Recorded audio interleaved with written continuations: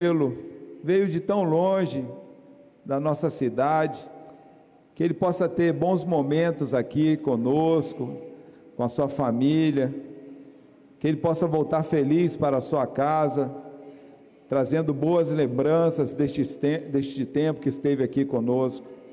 Obrigado por cada família, Pai, que está te cultuando aqui e pelas redes sociais nesta noite. Esta é a nossa oração, em nome de Jesus, amém. Vamos cantar bonito?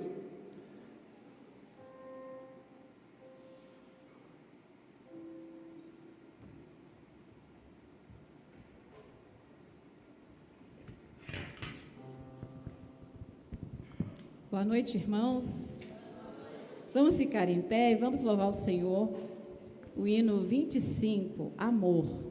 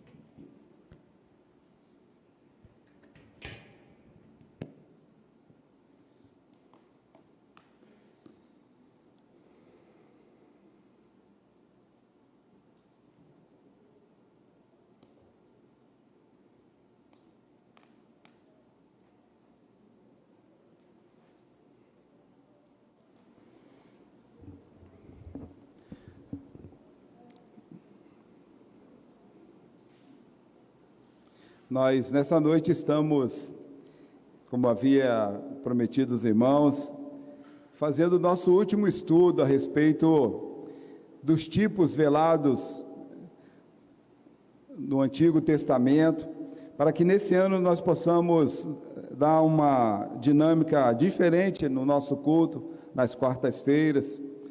Isso não significa que nós não iremos falar sobre Cristo, sobre cristologia, mas iremos, não de uma forma sequencial, como temos feito, de uma forma mais alternada. E nessa noite, nós iremos estudar o livro na verdade, o capítulo 9 de Hebreus, que também tem uma relação com aquilo que nós estamos estudando, a respeito dos tipos, das figuras que há no tabernáculo e seus utensílios. Ali o nosso irmão Wellington, diácono Wellington, está mostrando o slide.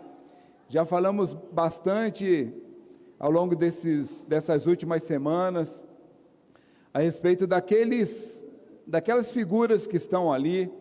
Na verdade, a fim de lembrar os irmãos, aquela figura representa, o retângulo representa o tabernáculo. A parte externa daquele retângulo são os altares, um altar do holocausto, que é o quadrado, na base do desenho. O redondo é a bacia, cada um com seu significado. A parte dentro do retângulo, ali da parte direita é a mesa para os pães da presença, os pães da propiciação.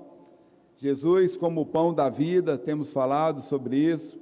O candelabro, que ilumina o ambiente, traz luz, Jesus, a luz do mundo. O altar do incenso, que era onde se levantava a fumaça, onde havia o local ali de se pedir perdão dos pecados, onde o sacerdote fazia ali o seu ritual de sacrifício. Lembra hoje as orações que nós levamos a Deus como uma fumaça. E dentro daquele ambiente ali, uma segunda sala, que é separado por um véu, é onde está a arca da aliança.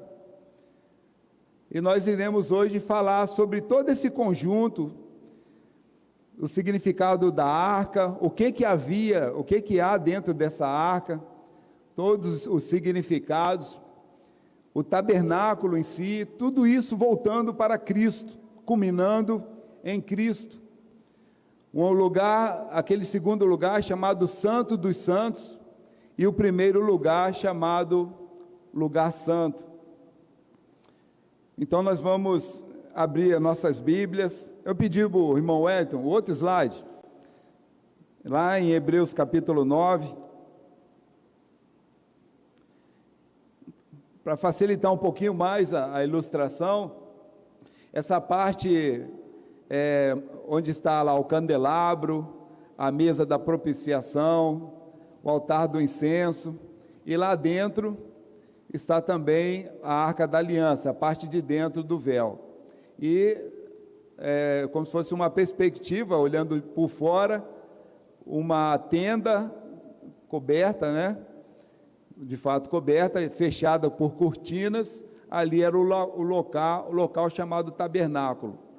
E a parte externa chamado de átrio, onde ficava o altar do holocausto e a pia, melhor dizendo, para os sacerdotes lavarem as suas mãos e os pés. Então, meus irmãos, vamos tentar entender o que está ali, olhando agora em Hebreus capítulo 9, dos versículos 1 até o versículo 10, para nós fazermos um breve estudo a respeito da importância do significado do tabernáculo e como isso Deus culmina através da ação de Jesus Cristo vindo ao mundo e a ação do Espírito Santo também atuando na redenção do homem de uma forma perfeita. Diz assim o texto: ora, a primeira aliança também tinha... O que eu vou fazer, meus irmãos? Nós vamos ler versículo e vamos refletir sobre cada versículo. Acho que vai ser melhor assim, também, para nós ganharmos tempos, né? Então, ora, e eu quero também falar uma linguagem para que o senhor Dagmar entenda, que é o nosso visitante especial, para não confundi-lo, talvez, que a gente já vem no estudo, seu Dagmar. Então, de repente, eu vou falar de uma linguagem mais simples para o senhor estar acompanhando, tá bom? Então, tá jóia. Ora, a primeira aliança também tinha preceitos de culto divino e o seu santuário terrestre. O que Deus está explicando para a gente, senhor Dagmar? Ele está nos ensinando que Ele faz uma aliança conosco. Deus, Ele quer um relacionamento de compromisso. E Deus, nesse contexto, Ele fez uma aliança com o ser humano. Ele estabeleceu um lugar para que as pessoas o cultuassem. As pessoas teriam que ir ali naquele lugar cultuá-lo. Deus separou um lugar de culto. Deus estava ensinando para aquelas pessoas que ele tinha que, para cultuá-lo, tinha que ter um lugar reservado. Isso é o que ele está ensinando, um lugar de culto divino e um lugar terrestre, um santuário na terra. É isso que ele está ensinando para nós nessa noite. No versículo 2, ele chamou esse lugar de tabernáculo, porque foi edificado um tabernáculo, é difícil fazer um tabernáculo, cuja parte da frente, onde estavam o candelabro, a mesa e os pães da proposição. Eu falei propiciação, né? Proposição. Se chama lugar santo. Aquela figura que nós mostramos era dividida em dois lugares. Um lugar, obrigado. Ali no texto diz o lugar da mesa da proposição, que é a parte direita, abaixo, e o candelabro de lá, né? É o que está mostrando ali no versículo 2. Então esse lugar chamado tabernáculo era dividido em dois cômodos. A parte da frente havia aqueles utensílios que o texto aqui fala. No texto não menciona nesse lugar o altar do incenso, mas nós sabemos que havia esse utensílio, o altar do incenso, e era um lugar então de adoração, onde os sacerdotes entravam ali para fazer esses rituais, ok? Versículo 3, por trás do segundo véu, os irmãos estão lembrados do desenho? Por trás do segundo véu, encontrava o tabernáculo, que se chama Santo dos Santos. Então o primeiro lugar chamava lugar santo, onde todos os sacerdotes poderiam entrar ali, homens separados por Deus, para entrarem ali, autorizados por Deus para cultuarem ali. E o segundo lugar era onde está aquela arca lá atrás, era chamado Santo dos Santos. Era um lugar mais exclusivo. E naquele lugar havia um altar de ouro, conforme o versículo diz, 3, um altar de ouro para o incenso.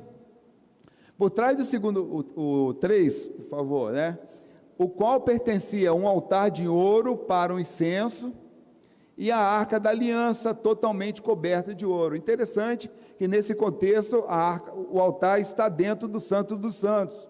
E fala que esses dois utensílios são feitos, nós vamos ver lá, não precisa, os irmãos podem ver em casa, lá em Êxodo 30, versículo 1, diz que era feito de madeira de acácia, uma madeira nobre, e revestido de ouro, ouro representando a pureza de Deus, não é? É um metal mais puro, né? Então, no qual estava uma urna de ouro, essa urna de ouro é aquela que nós vimos, contendo o maná. O maná, os irmãos sabem que é o maná. O senhor sabe o que é o maná, senhor Dagmar? O maná é o pão que desceu do céu, não é? Não é isso? Então, esse pão representa o alimento para as nações. E hoje nós entendemos que Jesus é esse alimento para as nações. Naquele contexto, aquele pão alimentava o povo no deserto. Hoje o pão que é Jesus, que diz eu sou o pão da vida, é um alimento para a nossa alma. O bordão de Arão, Arão era um sacerdote, Arão era o sumo sacerdote. O sumo sacerdote significa o chefe dos sacerdotes. A palavra sumo significa superior. E ele tinha o bordão, e aquele bordão representa um milagre, os milagres. O bordão que floresceu. E as tábuas da aliança, que eram os 10 mandamentos. Então, os 10 mandamentos hoje se tornou a palavra de Deus, as Escrituras. E o bordão de Arão, que representa os milagres, Jesus Cristo operou milagres e sinais para mostrar que ele era o Filho de Deus. Ele precisava divulgar ao mundo, proclamar ao mundo que ele era um homem especial. Não era apenas um homem, ele era um homem com poderes divinos. Na verdade, ele não possuía poderes, ele era o poder de Deus encarnado. Aquele simples bordão que representava o milagre, representava, lá no Novo Testamento nós vamos ver que Jesus é o milagre de Deus. O Deus que veio à terra em forma de homem. E as tábuas da aliança são os mandamentos de Deus, que não apenas era uma lei que trazia paz social, era Deus ensinando aquelas pessoas que ele tinha regras, que ele tinha ordenanças, e as suas ordenanças eram necessárias serem obedecidas para que houvesse paz entre as pessoas e também paz com ele, porque se nós temos paz com Deus, significa que nós estamos em obediência com Deus, não é? Então, avançando um pouquinho, no versículo 5, né, que nós estamos, ali sobre a arca da aliança, havia 2 querubins, 2 anjos com a asa estendida, estavam com as asas estendidas, e aqueles querubins eram seres celestiais, que representavam agora, não apenas, na verdade o tabernáculo era representado por utensílios naturais, tirados da terra, e agora no Santos dos Santos, o lugar mais santo, começa a aparecer uma figura celestial, que são as figuras daquelas 2 asas assim, dos querubins, dizendo que aqueles querubins eram uma representatividade mais do céu do que da terra. Não existem anjos na terra. Estava querendo mostrar que os anjos são seres celestiais, embora criados por Deus. E aquelas asas ali estavam cobrindo o propiciatório, onde ficavam o maná, o bordão de Arão e as tábuas da lei, né? Ou seja, seres celestiais protegendo o pão, protegendo o bordão e protegendo a palavra de Deus, as tábuas da lei. Tudo isso é um simbolismo. No versículo 6 e 7, diz assim: ora, depois que foram feitos todos esses preparativos, os sacerdotes entram continuamente no primeiro tabernáculo para realizar os serviços sagrados. Quando fala ali primeiro tabernáculo, está se referindo ao primeiro cômodo. Tudo bem, meus irmãos? Não era o primeiro cômodo um tabernáculo também? Era um tabernáculo grande com dois cômodos. No versículo 7, por favor, Léo. Mas no segundo, o sumo sacerdote entra sozinho, uma vez por ano, não sem sangue. Havia uma exclusividade para que o sumo sacerdote entrasse ali, e essa peculiaridade, melhor dizendo, era que ele entrava ali uma vez por ano, não sem sangue. Por que ele fala aquilo, senhor Dagmar? Por que ele fala não sem sangue? A gente vai entender melhor quando a gente abrir lá em Êxodo capítulo 30, versículo 10.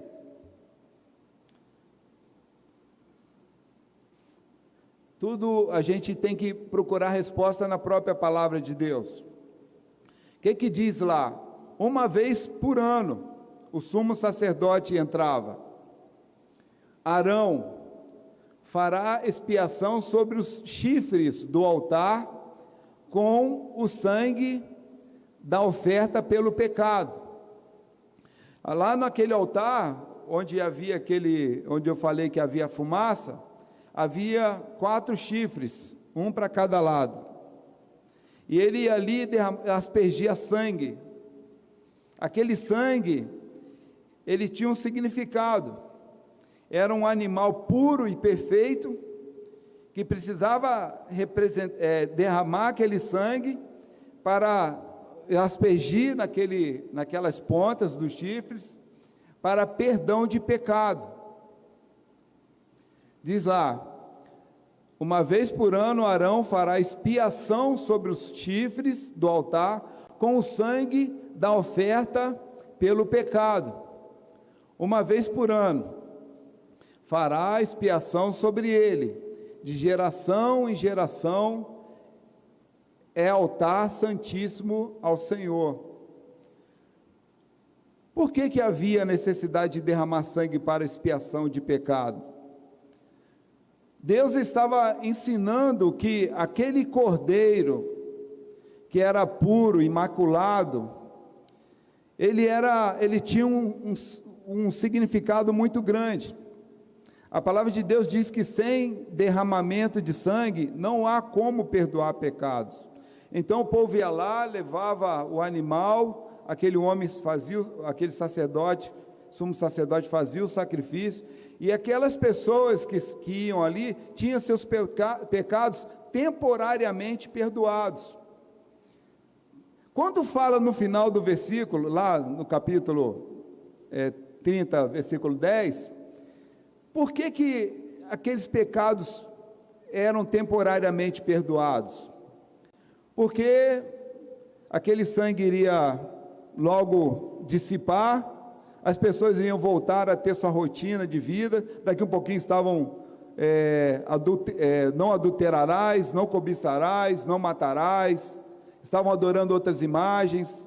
As pessoas eram reincidentes, cometiam pecados constantemente, toda hora tinham que ir lá constantemente, mas lá no final, está dizendo assim, de geração em geração, ou seja, aquilo tinha que dar continuidade, não podia parar ali, e assim foi.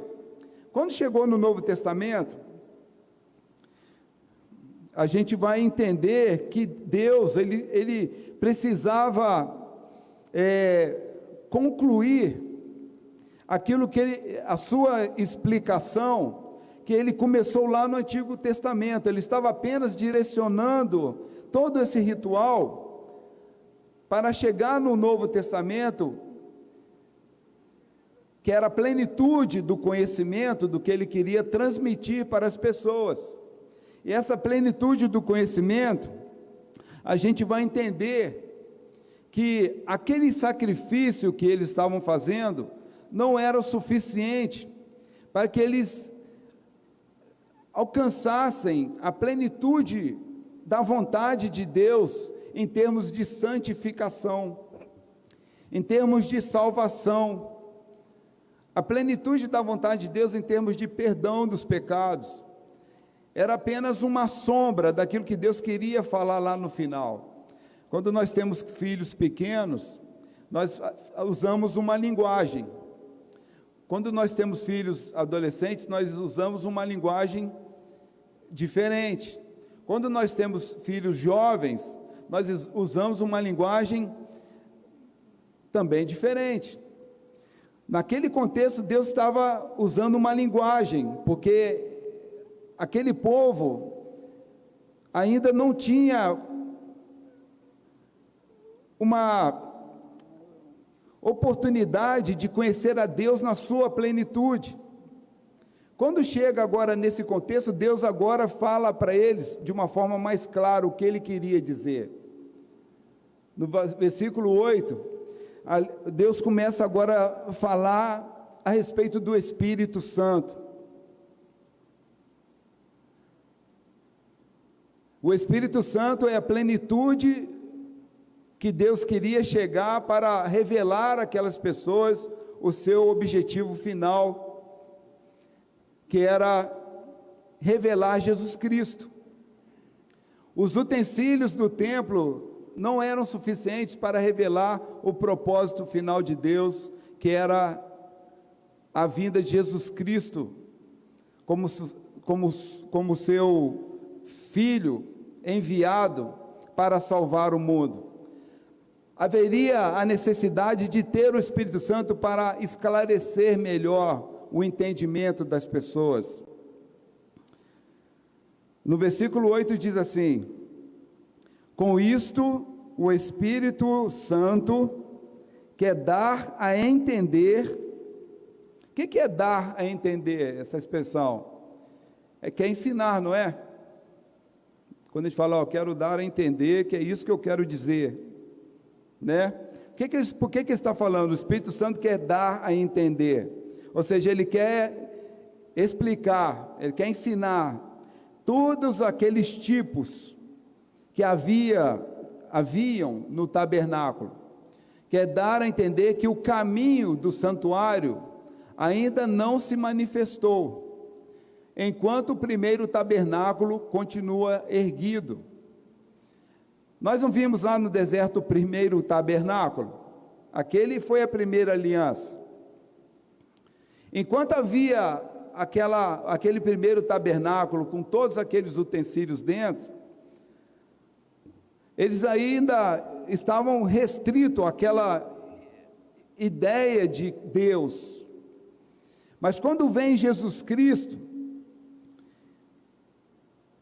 o Espírito Santo, ele vem dar a entender que aqueles utensílios ali não eram suficientes para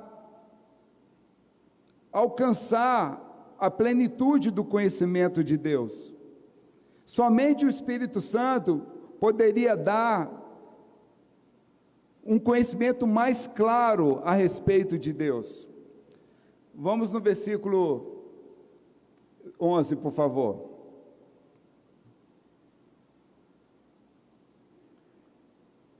Quando, porém, Cristo veio como sumo sacerdote dos bens já realizados, mediante o maior e mais perfeito tabernáculo, não feito por mãos humanas, quer dizer, não desta criação,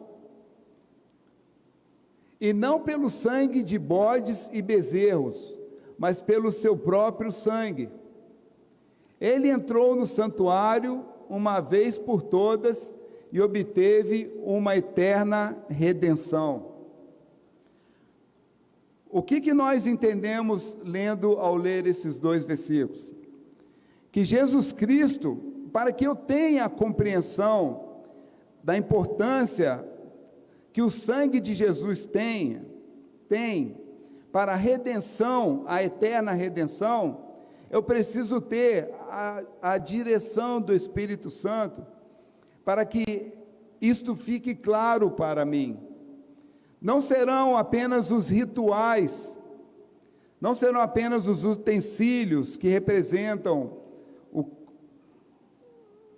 o perdão do pecado, mas é algo que Deus quer mostrar ser muito mais do que obrigações sociais.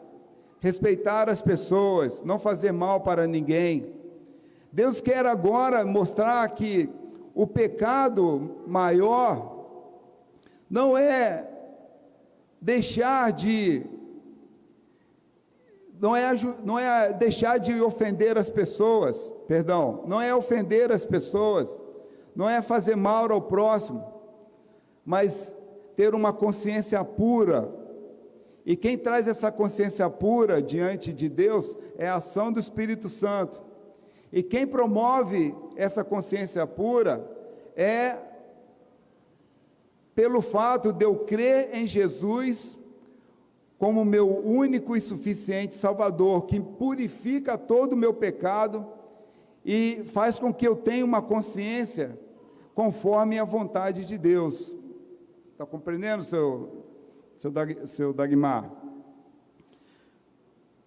Se nós olharmos os versículos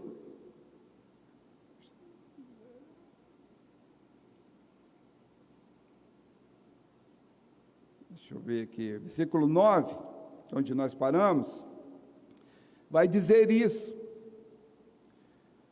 Isso é uma parábola para a época presente, na qual se oferecem dons e sacrifícios, embora estes, no que diz respeito à consciência, sejam ineficazes para aperfeiçoar aquele que presta culto.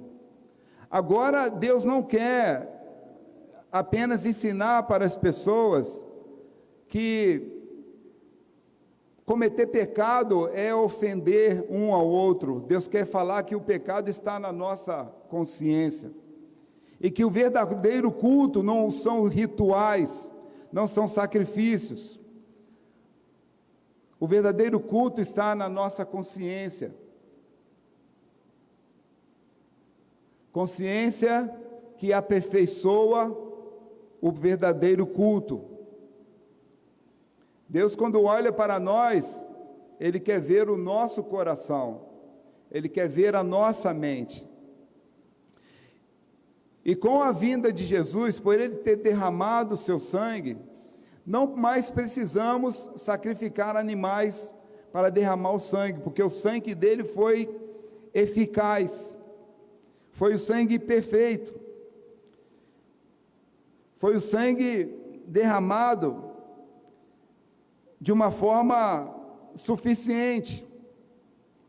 Por isso que lá no versículo 12, fala que não precisamos mais de nenhum sangue de bode, nenhum sangue de nenhum animal, porque o sangue de Jesus nos deu eterna redenção. Vamos voltar no início lá, por favor.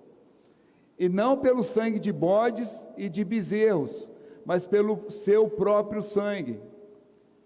Ali está dizendo que pelo sangue de Jesus eu já tenho os meus pecados perdoados. Não preciso mais fazer sacrifício, como aquele povo fazia. Na verdade, Deus estava apenas ensinando a eles que o sacrifício maior foi o seu próprio Filho, que deu ao mundo, derramando o seu próprio sangue de uma forma perfeita. O sangue de Jesus foi perfeito, por quê? Porque Jesus foi um homem, um Deus, que viveu no mundo, que habitou no mundo e nunca cometeu pecado. O fato dele ter sido perfeito aos olhos de Deus, nunca ter havido cometido pecado, Deus aceitou o sacrifício de Jesus, um sacrifício eterno, para que, através da minha fé, crendo nesse sacrifício, eu purifico todo o meu ser, reconhecendo o sacrifício de Jesus, alcançando assim a minha eterna redenção, a minha eterna salvação. Vamos abrir lá 1 de Pedro 2, 22. A importância que Jesus deu à humanidade, fazendo com que todos nós, pela fé nele, fôssemos isentos desse sacrifício. Se Jesus tivesse cometido um pecado sequer, não teríamos acesso à graça de Deus. Mas porque Jesus ele nunca cometeu pecado, foi o sacrifício perfeito, nós hoje temos acesso a Deus, acesso à glória de Deus, somos salvos eternamente, alcançamos a eterna redenção, porque Jesus veio ao mundo e nunca cometeu pecado. E pela fé em Jesus eu purifico os meus pecados, me tornando também como um filho de Deus por adoção. Ele não cometeu pecado, se referindo a Jesus, nem foi encontrado engano em sua boca. Jesus nem sequer falou algum mal, nunca pensou mal, porque ele era puro, e ele foi o sacrifício que Deus quis. Por isso que Jesus Cristo morreu na cruz. Quando Jesus Cristo morre na cruz, ele faz com que seja abolido todo tipo de sacrifício diante de Deus, fazendo que todo o Antigo Testamento, o ritual do Antigo Testamento, para nós concluirmos, fosse abolido, e agora toda a obra que Cristo fez na cruz, sua morte e ressurreição, faz com que o Novo Testamento seja a nossa nova aliança com Deus. Amém? Foi claro, meus irmãos? Então nós podemos concluir por aqui. A importância do Novo Testamento. O que é um testamento? Testamento, quando alguém morre, deixa lá uma herança para alguém, uma bênção, um dom, um presente, uma casa, um carro. Jesus Cristo, ele fez essa nova aliança conosco pelo seu sangue, e a nossa herança, o testamento que ele deixou, não está mais aqui na terra, está onde? No céu, a nossa herança é no céu. Está escrito lá, pastor Gerson, seja bem-vindo, né? Bendito seja, bem-vindo seja, e tomai por herança, né? Tem lá o versículo que eu me esqueci agora. Fala para mim que eu vou ler. 1 de Pedro 1, a partir do verso 13. 3. Vamos ler, meu irmão, para nós encerrarmos. 1 de Pedro 1, 3. 3 ou 13? 3. É isso. Obrigado, pastor. Bendito, vamos ler juntos?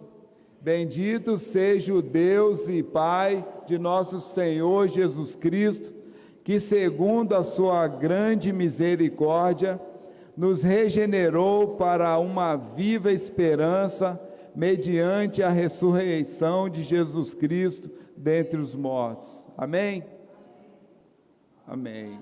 Para uma herança que não pode ser destruída, que não fica manchada, que não murcha e que não nos céus para vocês. Amém, né? Que bênção, né? Uma herança que não murcha, uma herança reservada, que está reservada no céu para cada um de nós. Amém?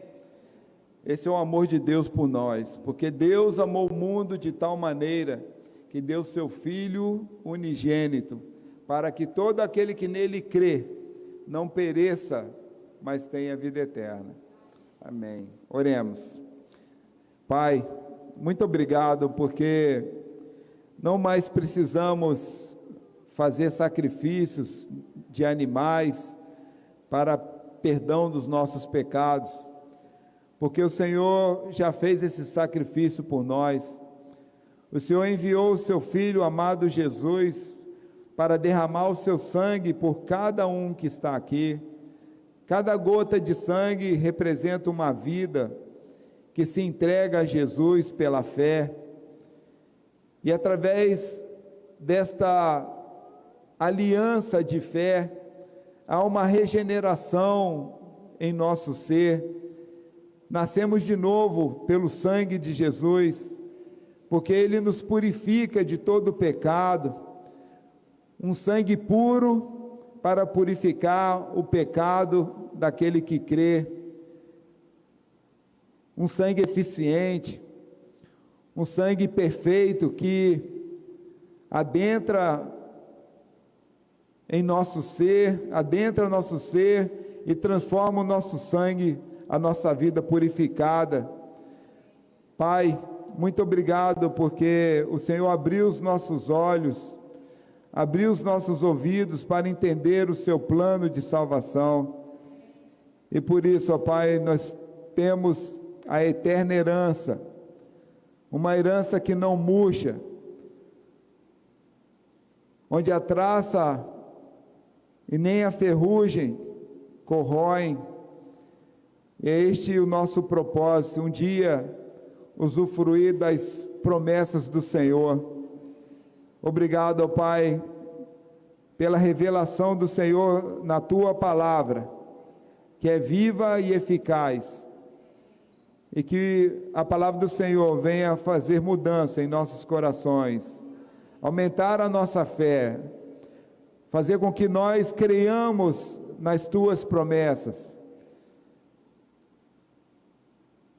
e que neste ano, Pai, possamos ter mais compromisso com as coisas celestiais, porque todas as coisas serão acrescentadas neste mundo, em nossas vidas.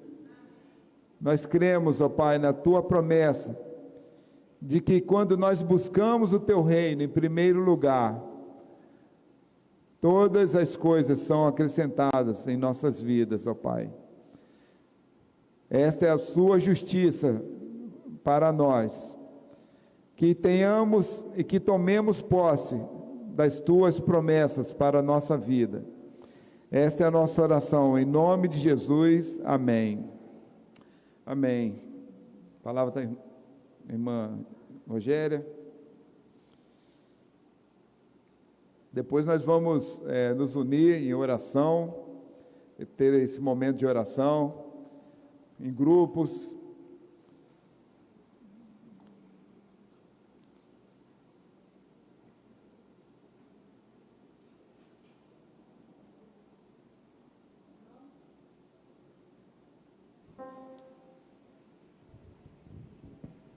Som. Irmãos, vamos ficar de pé, vamos louvar o nosso Senhor, o hino Alfa e Ômega. Vamos cantar ao Senhor, com toda devoção de coração. Tu que estás assentado no trono,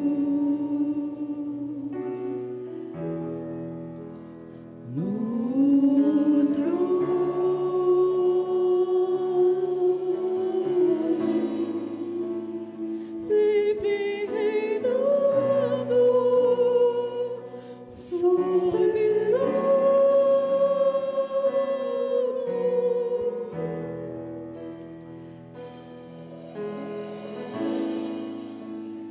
anjos cantando,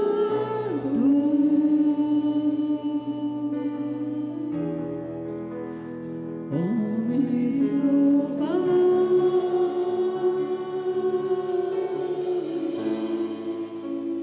Deus reunido, o seu povo.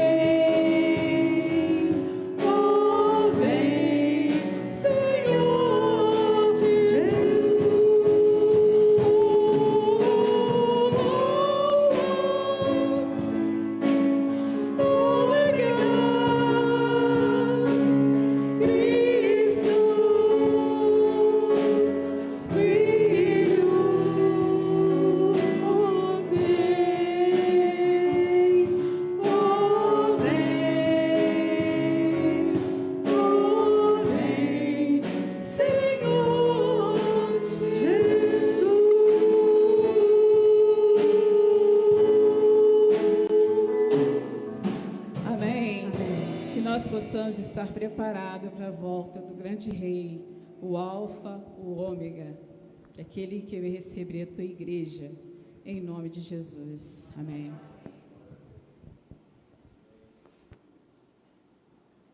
Pode se sentar, meus irmãos, quero me despedir da nossa audiência nas redes sociais. Deus abençoe cada irmão, visitante que esteve conectado conosco. Que domingo que vem nós temos o nosso horário na EBD diferenciado. Vamos começar às 8h30, vai ser classe única, 8h30 até 9h30, que vai ser o nosso culto, né? 8h25, 9h25 a gente dá um intervalinho para 9h30 começar o culto. Deus abençoe os irmãos. Bem, então vamos separar em grupos, com certeza os irmãos